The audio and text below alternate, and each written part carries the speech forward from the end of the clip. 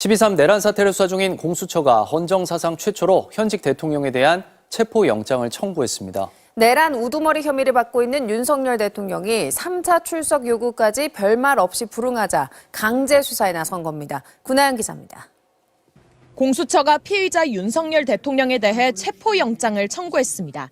내란 우두머리와 직권남용 권리행사 방해 혐의가 적용됐습니다. 공수처와 경찰 등으로 꾸려진 공조수사본부는 오전 0시 서울 서부지법에 윤 대통령에 대한 체포영장을 청구했다고 밝혔습니다.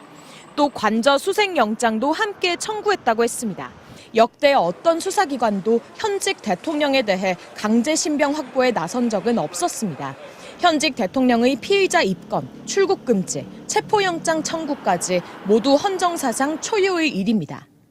노태우, 전두환, 박근혜, 이명박 전 대통령이 구속 상태로 재판에 넘겨진 전례가 있지만 모두 대통령직에서 물러난 뒤였습니다.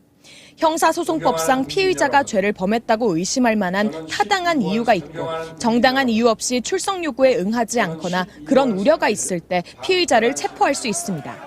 윤 대통령이 위헌, 위법적인 비상계엄 선포로 국헌 문란 목적의 폭동을 일으켰다는 혐의는 김용현 전 국방장관에 대한 검찰 수사 과정에서 이미 뚜렷하게 드러났습니다. 하지만 윤 대통령은 지난 18일 1차, 25일 2차, 그리고 3차 출석 요구까지 아무런 답도 없이 응하지 않았습니다. 통상 두세 차례 출석 요구에 응하지 않으면 체포영장 수순을 밟습니다. 공수처는 윤 대통령이 여러 차례 출석 요구에 불응한 데다 범죄 혐의가 상당해 체포영장 청구 요건은 충족됐다는 판단입니다. 또 윤 대통령 측이 공수처가 내란죄 수사권이 없다는 이유로 수사 자체를 문제 삼고 있는 만큼 더 이상 출석 요구를 하는 건 실익이 없다고 판단한 것으로 보입니다.